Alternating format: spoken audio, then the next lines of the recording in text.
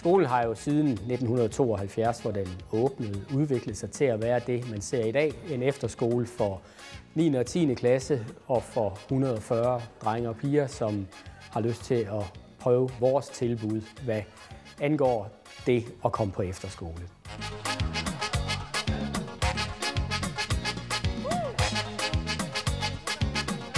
Den første dag, det var sådan lidt grænseoverskridende. For jeg har altid været meget generet og sådan noget, så det der med at gå hen til andre og snakke med dem og sådan noget, men jeg synes, det gik rigtig godt.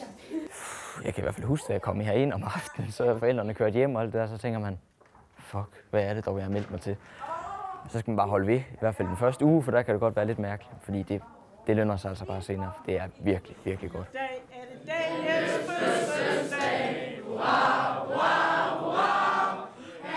Det er anderledes, men vidunderligt og udfordrende.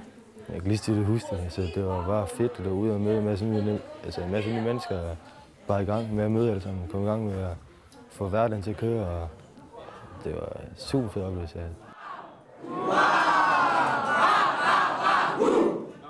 Vi har et bredt udsnit af sådan en 9. og 10. klasse årgang hver eneste skoleår, men når vi nu sidder og skal arbejde sammen med dem omkring og udfylde det, der hedder de koordinerede tilmeldingsskemaer, der handler om, hvad er det, jeg skal næste år, så ser vi jo, at en meget, meget stor del af vores elever netop vælger en gymnasial uddannelse. Og det tror jeg måske hænger en lille smule sammen med det, at vi inden for den boglige afdeling arbejder med det, der hedder læringsstilene, som betyder, at man finder ud af som elev, eller som studerende, som vi faktisk også gerne vil kalde dem, på hvilken måde det er, at man bedst tilegner sig nyt stof på.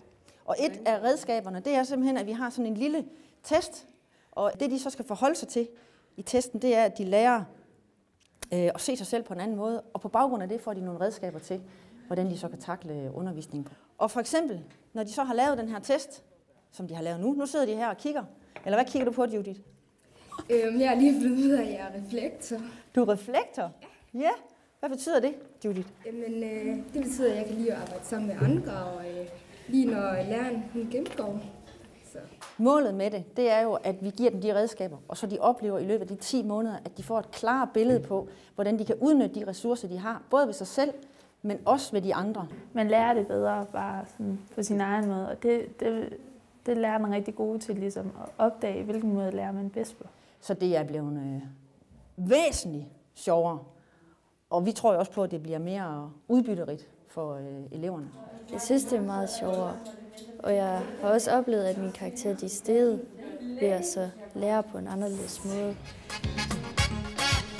I idræt på Hørby Efterskole er det primært boldspillene, vi arbejder med. Vi har i de senere år forsøgt at tage nogle lidt alternative sportsgrene og boldspil ind på vores idrætsafdeling.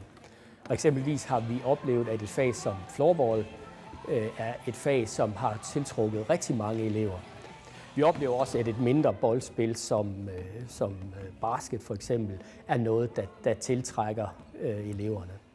Og det er igen fag, som gør det muligt, at man kan kombinere det måske med fag fra vores musik- og dramaafdeling, hvis man også skulle have en lyst til at stå på scenen, til at synge eller til at spille musik.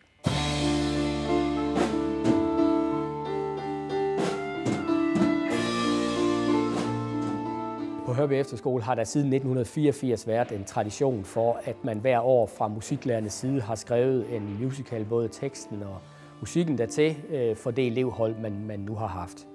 I det her skoleår, som vi er godt i gang med nu, kommer musicalen til at handle om Berlinmuren.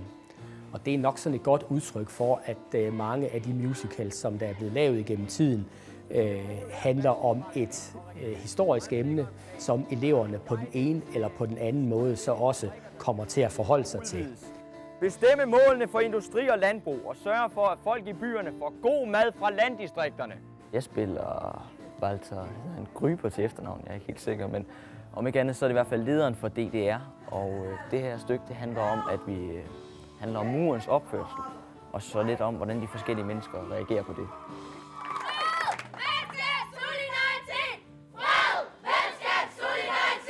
Jeg synes, at det er fedt at være med i det. Man får også flyttet nogle grænser på den måde. med at være med og stå foran en masse mennesker og skabe dig. Altså, du kommer til at ture meget mere. Du mister lidt den der generthed. Det synes jeg er fedt. Når jeg ligesom tager hjem på weekend og sådan noget, så tager jeg jo ikke hjem, så tager jeg lidt på ferie. Så når jeg kommer herop, så er jeg hjemme igen. Fordi det er her hele lærerne bliver ens venner og ens familie, og man er bare en stor familie. Jamen, det er bare hele stemningen. Altså, det er ligesom svært at forklare, men man skal næsten have været der for at kunne vide, hvad det er. Men det er bare, du ved, det er stemningen, der er her. Blandt andet også læremåderne heroppe, det synes jeg er fedt. Læringsstilene, de kører med, at man har mulighed for at lægge sig på en madras, for eksempel i timerne og sådan noget. Lidt anderledes forhold. Alle folk er så forskellige, men alligevel så accepterer alle folk hinanden. Og det gør, at man får rigtig mange gode venskaber.